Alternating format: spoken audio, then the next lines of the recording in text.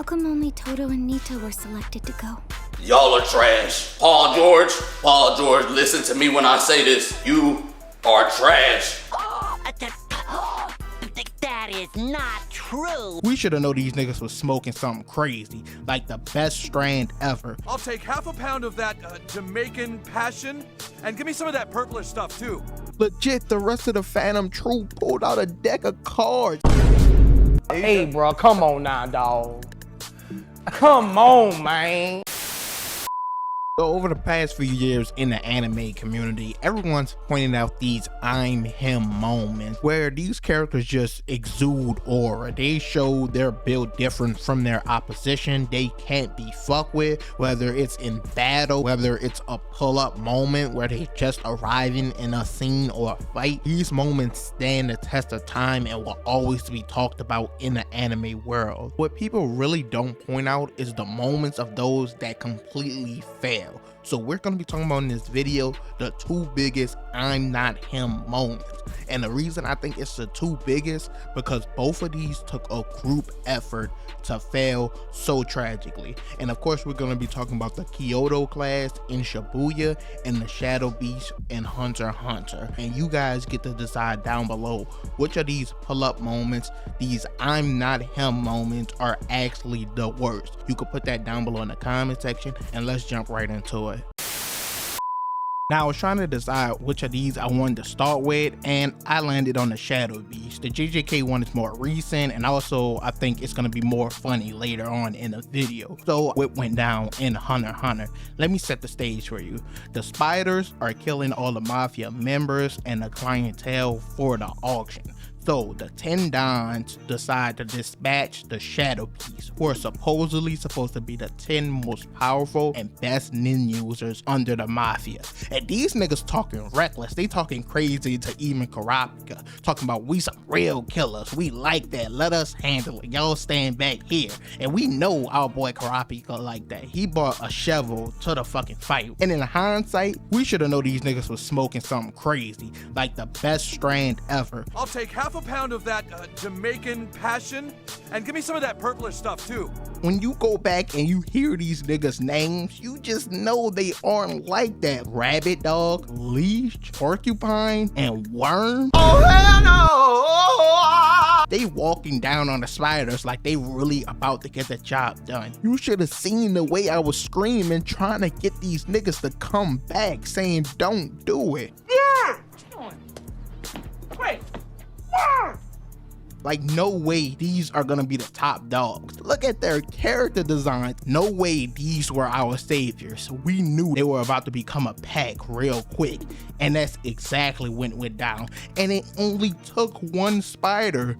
Ooh, again. Legit, the rest of the Phantom Troop pulled out a deck of cards. Hey, bro, come on now, dawg. Come on, man. I don't know if they were playing Pity Pat or Goldfish or Crazy Eights, whatever the fuck they were playing. They were able to get in 2 games while Uvo was soloing the Shadow Beast himself. Do you know how disrespectful that is? So the fight gets started and Worm tries to sneak attack this man, snuffs him from behind, but this nigga breaks his own hand. And at this moment, I knew it was over for Worm immediately. Uvo threw his punch back and broke his shit, and then Worm grabbed the nigga and just tried to trap him underground. These niggas started trying to use gimmicks to win the fight. I'm still looking from a distance like, damn.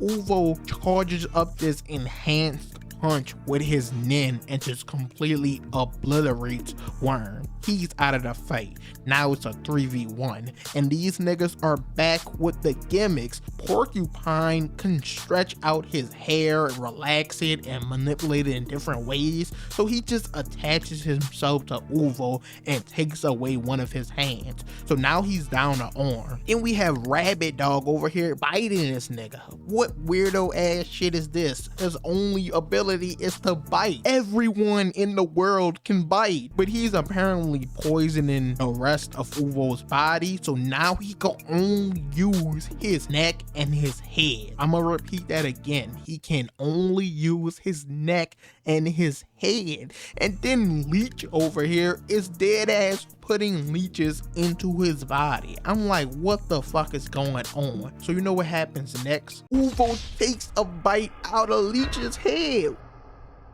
Not the only one who can bite, you know. I just said that. Uvo is chewing on his nigga head like it's some fire ass food. Chicken wings, fried catfish, yams, collard greens, mac and cheese. And then there were two, for about another 15 seconds. Rabbit Dog got back to talking shit, talking about you're poisoned, the fight is over, I'm way over here, you can't reach me. So he Kakashi that nigga, straight chucked a piece of rock at him from his mouth and sent it straight through his forehead, just like Pain did Kakashi. And now there is one.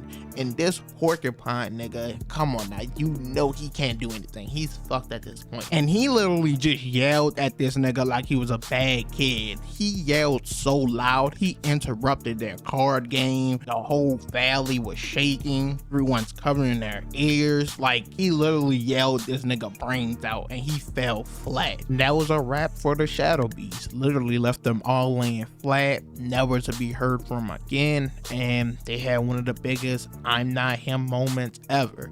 Now, to their defense, because we're gonna defend both sides, like I said, y'all gonna decide down below which is really worse. They didn't know they were going up against the spiders, and they got called in on this mission, so they kind of got blindsided. But still, to talk the amount of shit they did and for it to go down the way it did, I don't know. You just not him, I guess.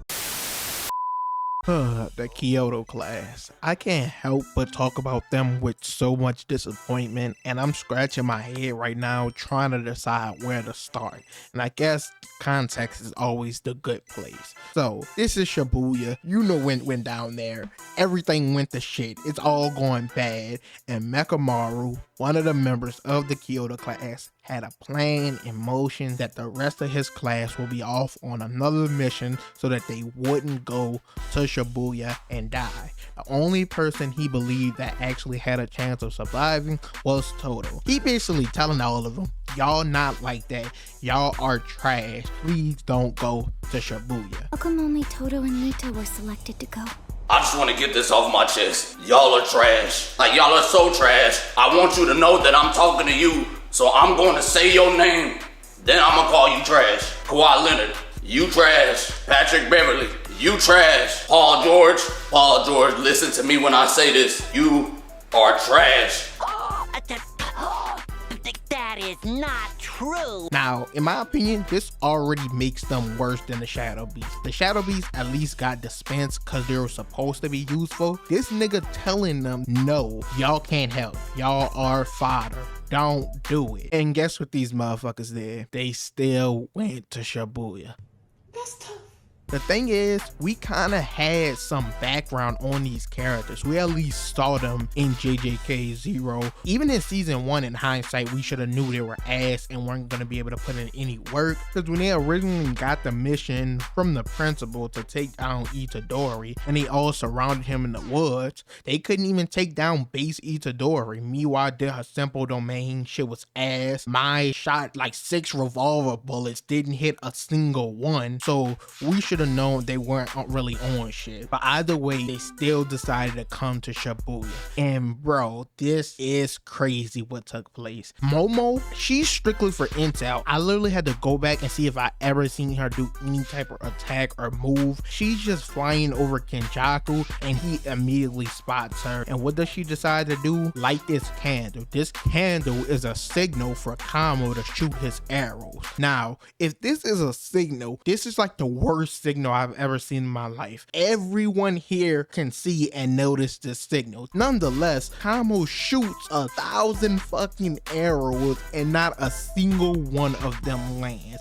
I don't understand why you even did this to yourself. This made you look so fucking stupid. But not only that, following up him shooting 1,000 arrows, we got Mai over here camped in a 1x1 tower like it's fucking Fortnite, but hard scoping like I'm Call of Duty. What the fuck is going on? But she's hard scoping like a motherfucker, and he catches the bullet. Somehow she only has one fucking bullet, and she's shocked that he caught the shit. I just mentioned how she shot at Itadori, all the revolver shots didn't hit, but you're gonna shoot one fucking sniper bullet hard scoping from 100 meters away? Come on now. And then that leaves us with Miwa, the biggest disappointment out the entire group. She opens her simple domain and makes a binding vow that she will never swing a sword again. And does it work? Nope.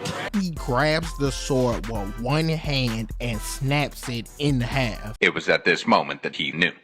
He fucked up. She's standing there shook. She knew she fucked up. She was about to die. Nigga Mekamaru told them you wouldn't be much help if you came here, and they wasn't much help at all. And to put the icing on the cake, when Yuji realizes that Panda is there, he doesn't even notice the Kyoto students. They have to put a subtitle on the screen to remind us that they were there because they had that little impact. It was almost as if they were meant to be there as a joke. The only saving grace for this class is that they didn't get killed.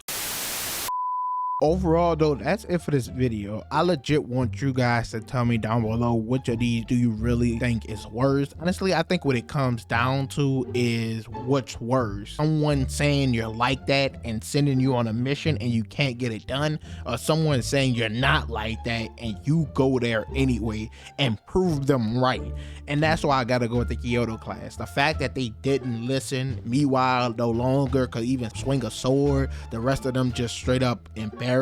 I don't know, I have to go with the Kyoto class, especially because the Shadow Beast was almost a one-off moment, and like I mentioned earlier, we got to see the Kyoto class in JJK 0, we got to see them in season 1, and they still was pretty much ass. It wasn't like they was doing anything impressive, but they were characters we knew, so I gotta go with them. They definitely have the biggest I'm not him moments. But if you guys enjoyed this video, make sure you leave a like, comment, subscribe. Let me know any other anime you want to see me talk about on the channel, or cartoons, all that. So once again, leave a like, comment, subscribe, and I'm out.